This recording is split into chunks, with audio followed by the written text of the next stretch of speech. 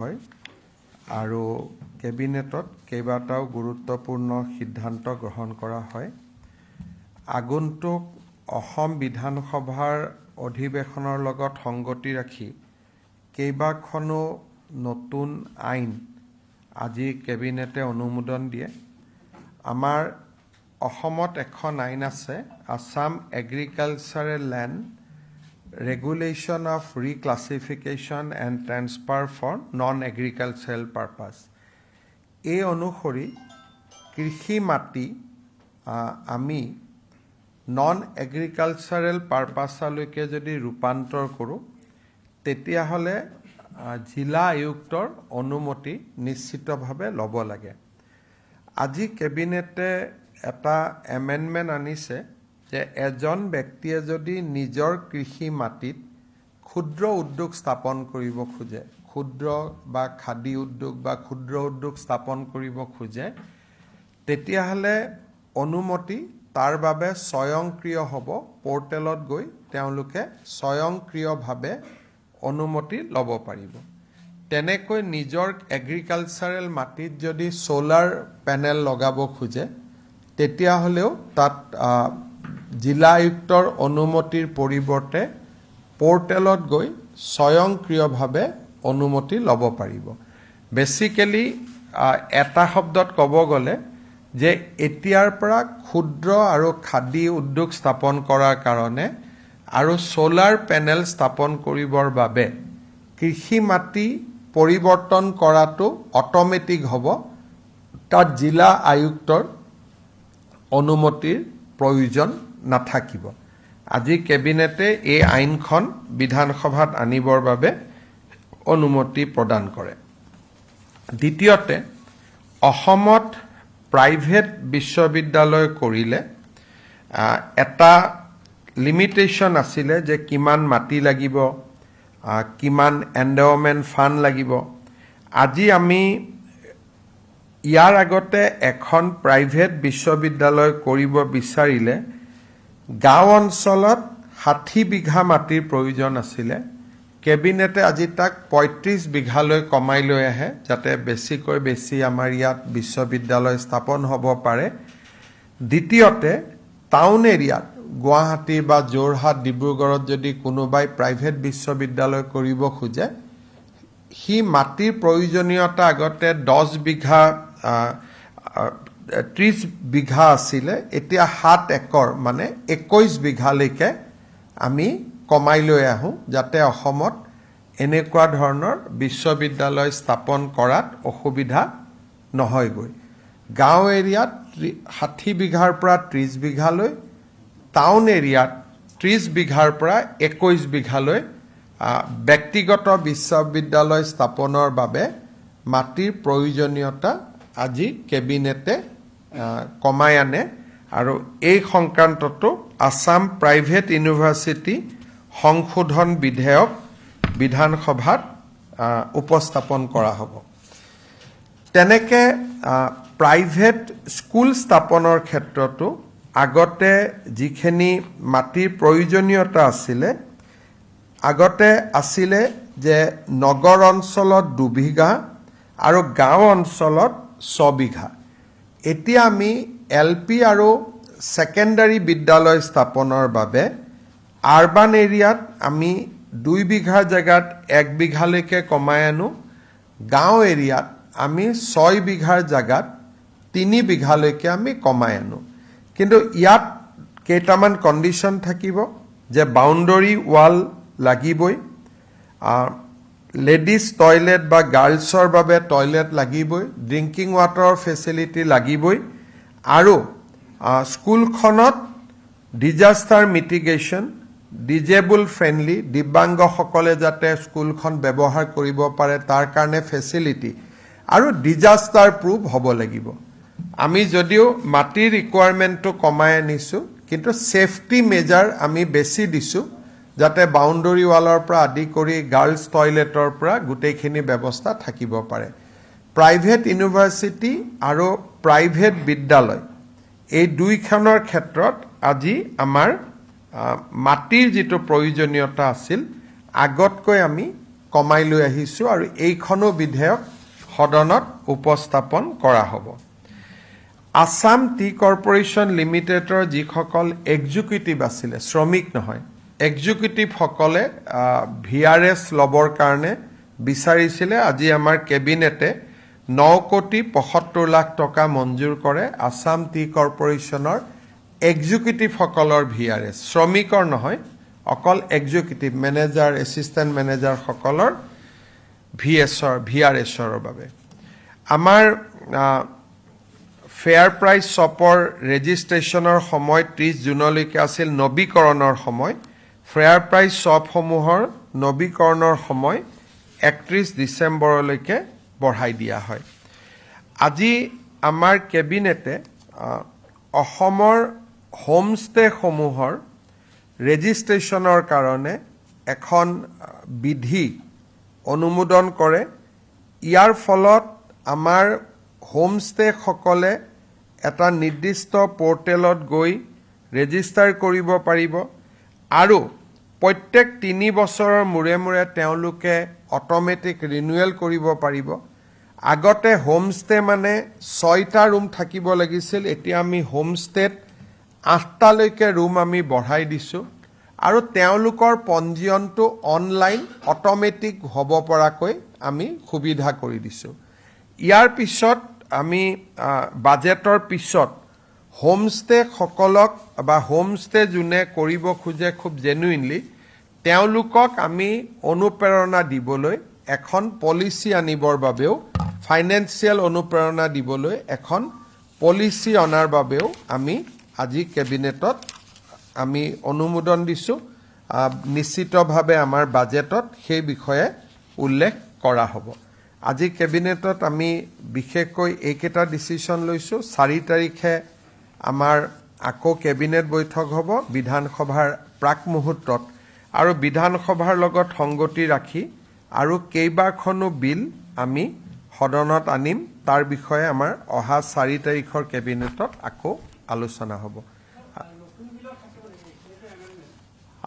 নতুন বিল এতিয়ালৈকে আমি এখন নতুন বিল আহিব, যিখন আমাৰ চেপ্টাৰ 12 আমি ইনক্লুড কৰিছিলোঁ। সত্ৰৰ কাষৰ বা 200 বছৰ পুৰণা যিবিলাক আমাৰ অনুষ্ঠান আছে, তাৰ 5 কিলোমিটাৰ ভিতৰত যিটো মাটি কিনা বা বিক্ৰী কৰা আমি বাৰণ কৰিছিলোঁ, তাৰ ক্ষেত্ৰত ভাৰত চৰকাৰে কিছুমান আমাক পৰামৰ্শ দিছে। সেই পৰামৰ্শখিনি ইনকৰ্পৰেট কৰি আমাৰ লেণ্ড ৰেভিনিউ ৰেগুলেশ্যনত নতুন পুৰণা বিলখনকে পৰামৰ্শসমূহ সংযোজন কৰি সদনত আকৌ নতুনকৈ উপস্থাপন হ'ব। যিখন বিলত এইটো লিখা আছিল যে 200 বছৰৰ মঠ মন্দিৰ সত্ৰৰ কাষত 3টা প্ৰজন্মৰ মানুহ, পুৰণা মানুহ নহ'লে মাটি কিনা বেচা কৰিব নোৱাৰিব। সেই বিলখনত ভাৰত চৰকাৰে কেইটামান আমাক সংশোধনী কৰিব দিছে। সেই সংশোধনীকেইটা আমি বিধানসভাত আনিম, যাতে আমি ৰাষ্ট্ৰপতিৰ অনুমোদন ল'ব পাৰোঁ। তাৰ বাদে এইবাৰ এই মুহূৰ্তলৈকে নতুন বিলৰ কথা অহা নাই, কিন্তু 4 তাৰিখে কেবিনেটত যদি কিবা আহে আমি জনাব পাৰিম, আৰু যদি কিবা আপোনালোকে আছে সুধিব পাৰে। সত্যাসত্যতা এইটোৱে যে যোৱাকালি নিশা আমাৰ দেশৰ বৈদেশিক সচিব বিক্ৰম মিস্ত্ৰী ডাঙৰীয়াই আমাৰ মুখ্য সচিবক জনায় যে বিশেষ কাৰণত এইবাৰ অসমলৈ জাপানৰ প্ৰধানমন্ত্ৰী নাহিব, তাৰ পৰিৱৰ্তে জাপানৰ প্ৰধানমন্ত্ৰীৰ যিটো ভ্ৰমণ সেইটো নতুন দিল্লীতে আবদ্ধ থাকিব। আৰু তেওঁলোকে আমাক কৈছে যে পৰৱৰ্তী পৰ্যায়ত জাপানৰ ব্যৱসায়ীসকলক অসমলৈ লৈ অহাৰ বাবে তেওঁলোকে পৃথকে এটা দিন ঠিক কৰিব, কিন্তু প্ৰধানমন্ত্ৰীৰ ভ্ৰমণটো এইবাৰ অসমত নহ'ব। কাৰণটো তেওঁ আমাক জনোৱা নাই, গতিকে কাৰণখিনি আমি নিজে উলিয়াই ল'ব লাগিব।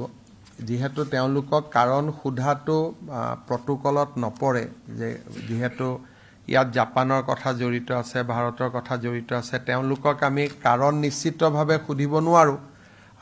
গতিকে কাৰণখিনি আমি নিজেই নিজৰ ভিতৰতে আলোচনা কৰিব লাগিব কিন্তু আজি মাত্ৰ ঘটনাটো হৈছে গতিকে কাৰণখিনিৰ ফালে ময়ো ভালকৈ চোৱা নাই যেতিয়া মই দিল্লীত যাম বা জয়শংকৰ ডাঙৰীয়াক লগ পাম তেতিয়া কাৰণখিনি মুখামুখিকৈ সুধিব পাৰিম কিন্তু আজিৰ মুহূৰ্তত কথা এইটোৱে যে ভাৰত চৰকাৰৰ বৈদেশিক পৰিক্ৰমা সচিব বিক্ৰম মিস্ত্ৰী ডাঙৰীয়া যোৱাকালি ৰাতি প্ৰায় 10:30 বজাত আমাৰ মুখ্য সচিবক জনাইছে যে এৰাব নোৱাৰা কাৰণত প্ৰধানমন্ত্ৰীৰ ভ্ৰমণ এতিয়া অসমলৈ নহ'ব নতুন দিল্লীত হ'ব আৰু দ্বিতীয়তে তেওঁলোকে আমাক কৈছে যে কিন্তু ইনভেষ্টৰ যিটো মিট সেইটো এপ্ৰপ্ৰিয়েট সময়ত অসমত তেওঁলোকে অনুষ্ঠিত কৰিব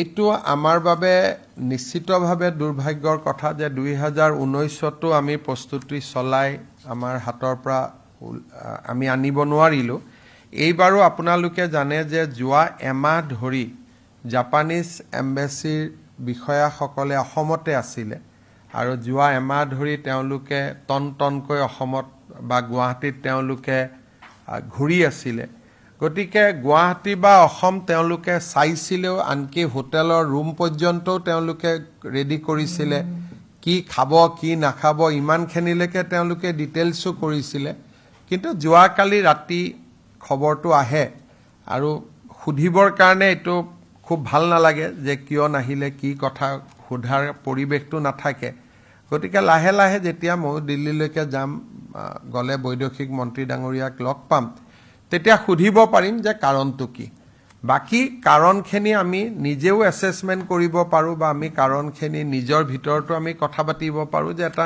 নিশ্চিত ভ্ৰমণসূচী এটা কিয় বাতিল হ'ল আমাৰ ৰাষ্ট্ৰীয় বাতৰি কাকততো কিবা কিবি ওলাই আছে অসমতো কিবা কিবি ওলাই আছে কিন্তু যেহেতু মই নিজে শুনা নাই বা মোক যেহেতু নিজে দি কোনেও কোৱা নাই গতিকে মই তাক কাৰণ যি কথা পাতিছে চিফ সেক্ৰেটাৰীৰ লগত পাতিছে মোৰ লগত নিজেও পাতা নাই গতিকে মই ভবা নাই আৰু আজি মই ইচ্ছা কৰিয়ে জয়শংকৰ ডাঙৰীয়াক ফোন কৰা নাই 2-3 দিন পিছত ফোনটো কৰি লম কিন্তু স্বাভাৱিকভাৱে সবৰেতো এটা মনত অলপ হলেওতো দুখ পাবই যে ইমান এটা ডাঙৰ ভিজিট অসমত হোৱা কথা আছিল আৰু যেটো 50 মেম্বাৰ বিজনেছ ডেলিগেশ্যন হেতু মাৰুতি সুজুকিয়ে লিড কৰা কথা আছিল গতিকে এইটো যে বহুত ডাঙৰ ভিজিট এটা আছিল কেনসেল হল কিন্তু মই ভাবো ভাৰত চৰকাৰে নিশ্চিতভাৱে ইয়াতকৈ ডাঙৰ কিবা এটা অসমত কৰিব হেতুকে ভাবিব লাগিব বা হেতুকে প্ৰধানমন্ত্ৰীক লগ পালে মই অনুৰোধ কৰিম যে ইয়াতকৈ ভাল কিবা এটা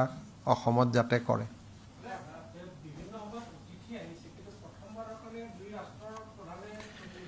এটোতো সকলোতে মইতো আগতে আপোনালোকক কৈছিলো যে ভাল ভিজিট এটা হোৱা কথা আছিল যদিও মই জাপান শব্দটো মুখেদি কোৱা নাছিলো কিন্তু এতিয়াতো আৰ কথাটো আমি জানিছিলো যে জাপানৰ প্ৰধানমন্ত্ৰী আহা কথা আছিল এবাৰ বতৰটো ভাল আছিল গোটেই পৰিৱেশটো ভাল আছিল মই ভাবিছিলো হৈ যাব কিন্তু নহল আৰু গতিকে এটো তেনেকে ইয়াতো আৰু আমি কৰিবলগীয়া একো কথা নাই যে আমিতো জাপানৰ লগতো ডাইৰেক্টলি কথা পাতিব নোৱাৰো বা আমি প্ৰধানমন্ত্ৰীকো সুধিব নোৱাৰো গতিকে যি ধৰণে ভাৰত চৰকাৰে আমাক 2 লাইনতে জনাইছে যে এইবাৰ অসমত নহব আৰু ভৱিষ্যতে অসমত তেওঁলোকে সেম বিজনেছ ডেলিগেশ্যনটো অহাৰ এটা সুবিধা কৰি দিব আমি দেখিছিলো যে আপুনি যথেষ্ট প্ৰয়াস কৰিছিল যি কৰিছিলো বা যি কৰা নাই এখিনি আপোনালোকে দেখি আছিলে এটা সকলোৱে খুব পজিটিভলি ভিজিটটো লৈছিলে কিন্তু কিবা কাৰণত নহল গতিকে আৰু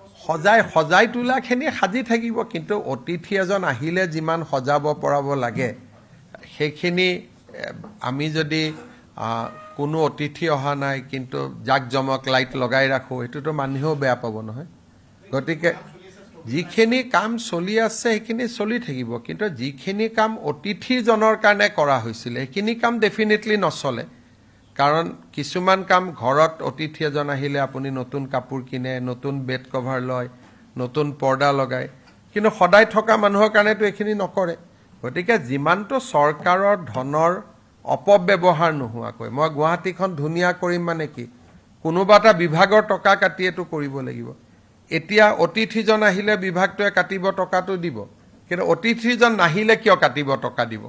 গতিকে যিমানটো হয় হ'ব, কিন্তু অতিথিজন আহিলে যিখিনি এক্সট্ৰা হয় সেইখিনি নহ'ব, নৰ্মেলখিনিতো চলি থাকিব সদায়।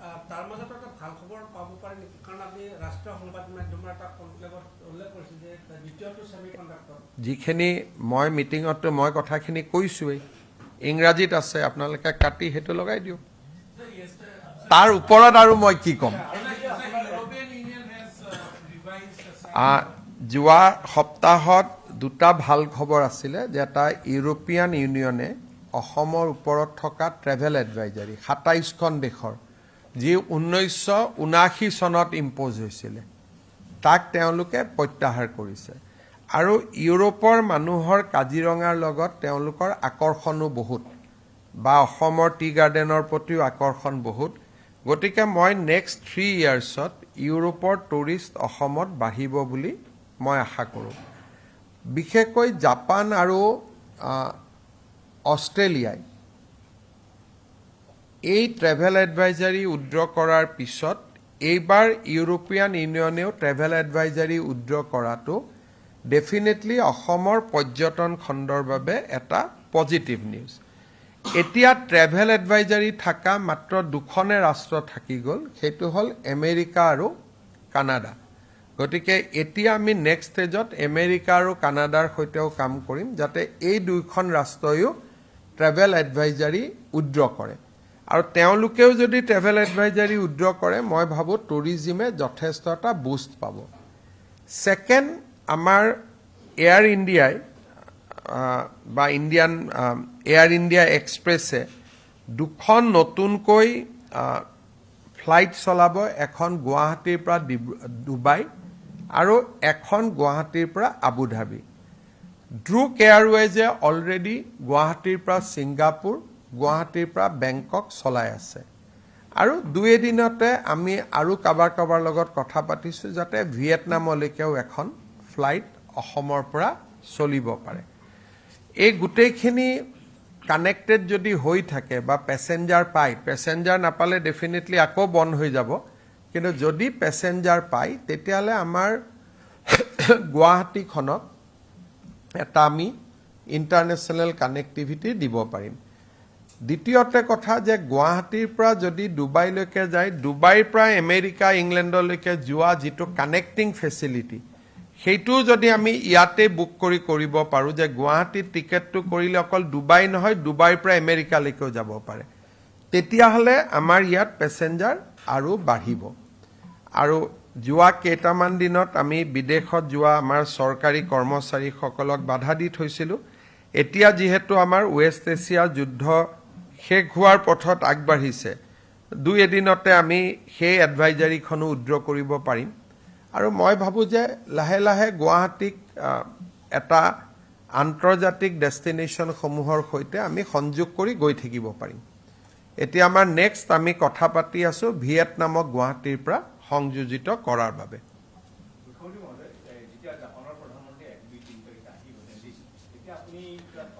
মোৰ কোনো এইটোতো দুই প্ৰধানমন্ত্ৰীৰ মিটিং, ইয়াত আহিলেও মই তেওঁক খালি এবাৰ লগহে কৰিব পাৰিলোহেঁতেন। মিটিংটো ভাৰত চৰকাৰ আৰু জাপান চৰকাৰৰ মাজত হয়, অসম চৰকাৰৰ মাজত নহয়।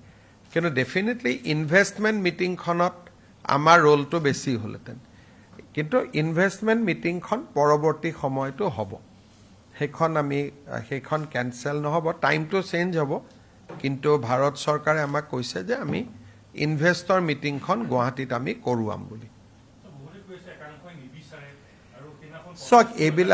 চাওক মোৰ মুখেদি মই আগেও আপোনালোকক কৈছোঁ যে মুখ্যমন্ত্ৰীৰ পৰা কৌশল কৰি মানুহে কথা নুলিয়ায়, চিধা সুধিলে চিধা উত্তৰ দিলোঁ, ইমানতে বিষয়টো চেজ হৈ যায়।